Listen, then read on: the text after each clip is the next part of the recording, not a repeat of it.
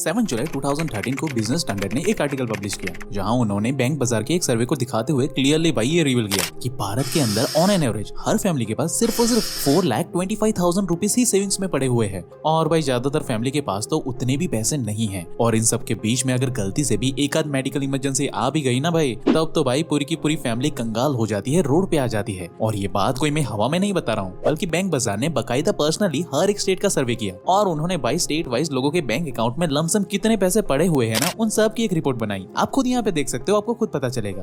लेकिन भाई एक बात बताओ, गवर्नमेंट तो हमें यहाँ पे ये कह रही है कि भारत देश की इकोनॉमी आज पूरी दुनिया में 5वें नंबर पर आती है, तो भाई फिर इस देश में रहने वाले लोग इतने गरीब क्यों होते जा रहे हैं? आखिर क्यों इतनी बड़ी इकोनॉमी होने के बाद भी ज्यादातर यूथ आज भी गरीबी के तले दबे हुए हैं? और भाई अगर सच में हमारे देश में इतने ही ज्यादा पैसे है तो फिर ये पैसे भाई जा कहाँ रहे हैं? क्योंकि सच सच बताना, क्योंकि आपको और मुझे तो कहीं पे पैसे मिल नहीं रहे हैं। और भाई आखिर ऐसी कौन सी गलतियां हमारे नौजवान कर रहे हैं जिस कारण उनकी जेब भाई हमेशा ढीली ही रहती है? तो दोस्तों आज हम इन्हीं सारी डार्क रियलिटी से पर्दा हटाने वाले हैं, वो भी रियल प्रूफ एंड एविडेंस के साथ, जिसकी मदद से हम क्लियरली ये समझने की कोशिश करेंगे कि आखिर भाई लोग ऐसे कौन सी गलती कर रहे हैं जिसकी वजह से मेजॉरिटी यूथ गरीबी के माया जाल में ही फंसी रह जाती है। और अगर हमें सच में इस दलदल से बाहर निकलना ही है तो हम ये कैसे कर सकते हैं, वो सारे स्टेप हम बारीकी से समझेंगे इसमें। लेकिन हाँ, मैं आपको पहले ही बता दूं कि इस वीडियो में मैं कोई भी बात अपने मन से नहीं बताने वाला, बल्कि जो भी सारी चीजें प्रॉपर साइंटिफिक रिसर्च के द्वारा प्रमाणित की गई है ना, वही चीजें बिना कोई फिल्टर के मैं आपके सामने रखने वाला हूँ, जिसे अगर आप चाहो तो वीडियो खत्म होने के बाद खुद से भी वेरीफाई कर सकते हो।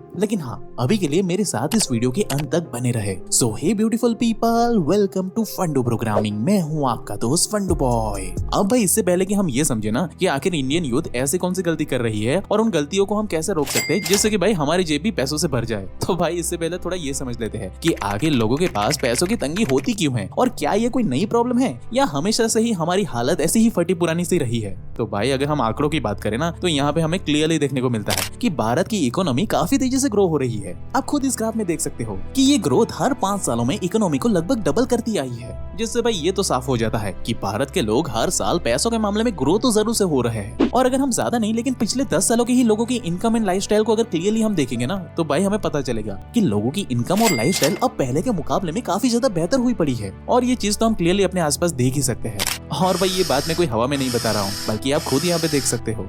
तो भाई अब सवाल सीधा सा यही आता है कि जब सारी चीजें इतनी ही अच्छी तरीके से चल रही है और लोगों की जेब में पहले से ज्यादा पैसे आ रहे हैं, तो फिर भाई लोगों के बैंक अकाउंट में पैसे है क्यों नहीं? लोगों के बैंक अकाउंट खाली क्यों पड़े हैं भाई? कहीं लोग चोरी छुपे अपने ही पैसों को तो आग नहीं लगा रहे हैं ना? लोगों का भरोसा नहीं भाई, कुछ भी कर सकते हैं। तो भाई इसका जवाब जानने के लिए GDS यानी कि ग्रॉस डोमेस्टिक सेविंग के ग्राफ को हमें देखना पड़ेगा, जो हमें ये क्लियरली दिखाता है कि लोगों की एक्चुअल सेविंग समय के साथ साथ किस तरह से ड्रास्टिकली चेंज हो रही है भाई। और यहाँ आप इस ग्राफ में क्लियरली देख सकते हो कि जहाँ पहले के लोग ज्यादा से ज्यादा पैसे बचा करके पैसों को सेव करने पर जोर देते थे ना, तो वहीं भाई आजकल के लोग अपनी सेविंग्स की बिल्कुल भी परवाह नहीं करते। जहां पहले के मेजॉरिटी लोग फाइनेंशियली अनपढ़ हुआ करते थे, फिर भी वो जितनी चादर है उतनी ही पैर फैलाने चाहिए वैसे फिलोसॉफी के साथ जिंदगी जीते थे, वहीं भाई आज की जनरेशन इस फिलोसॉफी को बकवास मानती है और पूरी यूथ YOLO यानी कि यू लिव ओनली वंस, जिंदगी ना मिलेगी दोबारा, ऐसी वाली फिलोसॉफी पर जिंदगी जीती है। और भाई यही कारण है कि आज के लोग पहले के मुकाबले में ज्यादा पैसे तो कमाते हैं, उसमें तो कोई दोहराई नहीं है, लेकिन भाई फिर भी उनके बैंक अकाउंट में कुछ चिल्लर फिल्लर ही बचे हुए होते हैं। आप खुद देख सकते हो अपने आसपास अपने दोस्तों को।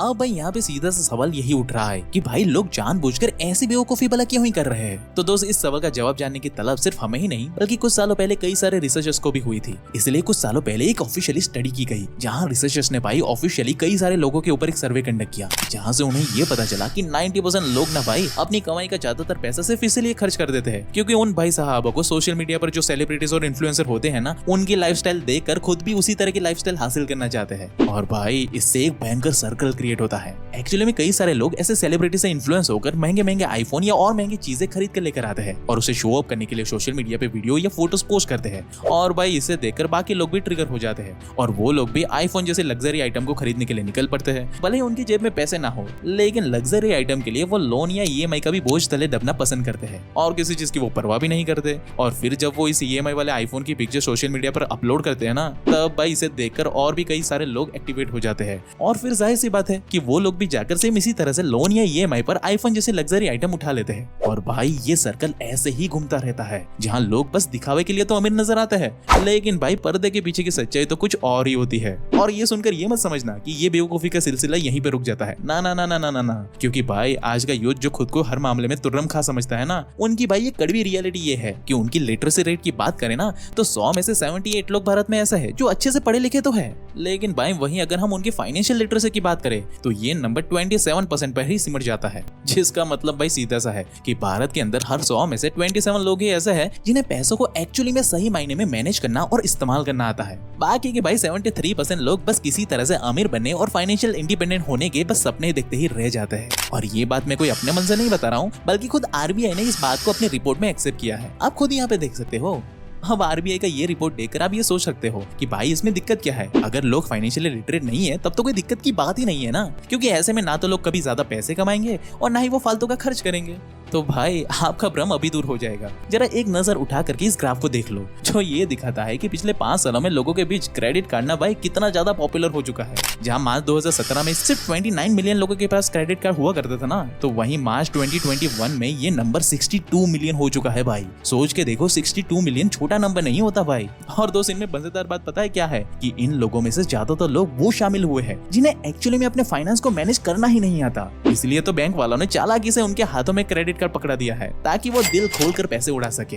अगर मैं अपना ओपिनियन बताऊं ना तो भाई ये करना बिल्कुल वैसा ही है जैसे कि एक बंदर के हाथ में खुली हुई तलवार दे देना, जहां ये बंदर खुलेआम दूसरों के साथ साथ खुद के लिए भी प्रॉब्लम ही क्रिएट करेगा। और ऐसा ही कुछ लोगों के साथ एक्चुअली में रियल लाइफ में हो रहा है। भाई आप जरा यहीं पे इस इमेज को देख लो। मनी व्यू ने हाल ही में ये पब्लिश किया है जिसमें ये भाई साफ साफ बताया गया है कि लोग अपने एजुकेशन और मेडिकल के लिए उतना लोन नहीं लेते जितना वो बेचारे अपने पुराने लोन को चुकता करने के लिए नए लोन को लेते हैं। और भाई मजेदार बात ये है कि इसी लेन देन के चक्कर में हमारे देश की फाइनेंशियल इकोनॉमी तो हर साल आसमान छूते जा रही है।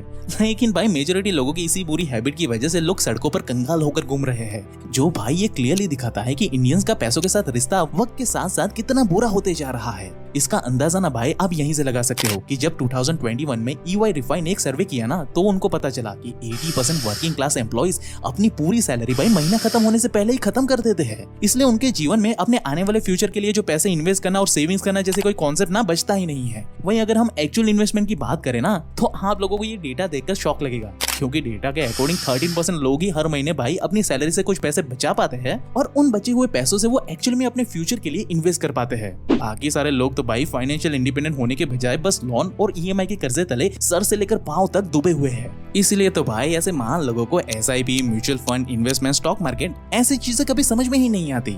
और भाई क्या बताऊं, ये ज्ञानी लोग ये सारी चीजें समझना भी नहीं चाहते क्योंकि वो तो लोन लेकर अपनी लाइफ में मस्त है ना, इसलिए। और मैं किसी और का क्या ही एग्जांपल दूं, मैं अपना ही बताता हूँ कि जब हम लोग कोई इन्वेस्टमेंट के रिलेटेड कोई वीडियो बनाते हैं ना तब ऐसे ज्ञानी लोगों की एक ही डिमांड रहती है कि भाई आप ना हमें सबसे छोटे से छोटी शॉर्ट फॉर्मेट में वीडियो बना करके दो, 1 से 2 मिनट से ज्यादा लंबी नहीं होनी चाहिए वीडियो, क्योंकि भाई लंबी वीडियो देखने में ना हमारा समय बर्बाद होता है। हाँ भाई मजेदार बात ये है कि ये वही लोग बता रहे हैं जो फ्लिपकार्ट या अमेजोन पे अपने लिए कोई सामान ऑर्डर करते हैं ना, तब सबसे पहले उस सामान पर वो घंटों तक रिसर्च करते हैं, उनके रिव्यूज पढ़ते हैं, उनके प्राइस देखते हैं, उनकी गारंटी वारंटी की सारी चीजें पढ़ते हैं और बारीकी से सारी चीजें एनालाइज करते हुए अपना 2-3 घंटा इसमें लगा देते हैं। लेकिन जब बात ऐसे नॉलेज को सीखने की आती है जो उनकी पूरी की पूरी लाइफ को ट्रांसफॉर्म कर सकती है एक्चुअली में, तब इन महाशयों के पास अपने पूरे दिन का 10 मिनट भी टाइम नहीं होता है। इसलिए तो भाई आज तक ये बेचारे महंगाई और इन्फ्लेशन रेट जैसे सबसे जरूरी कॉन्सेप्ट को भी कभी बारीकी से समझ ही नहीं पाए हैं। अब जिन्हें नहीं पता ना कि इन्फ्लेशन रेट क्या होता है तो उन्हें मैं बता दूं कि हर साल जब महंगाई बढ़ती है ना तब इससे हमारे पास में जो पैसे रखे होते हैं ना उसकी भाई परचेसिंग पावर एक तरीके से कम हो जाती है और इसी रेट को इन्फ्लेशन रेट कहा जाता है। यानी कि आज जो मेरे पॉकेट में 100 रुपए पड़े हुए हैं ना, अगर मैं इसको 1 साल के लिए इस्तेमाल नहीं करता हूँ या फिर कहीं भी इन्वेस्टमेंट नहीं करता हूँ तो इसकी कीमत 6% से कम हो जाती है हर साल।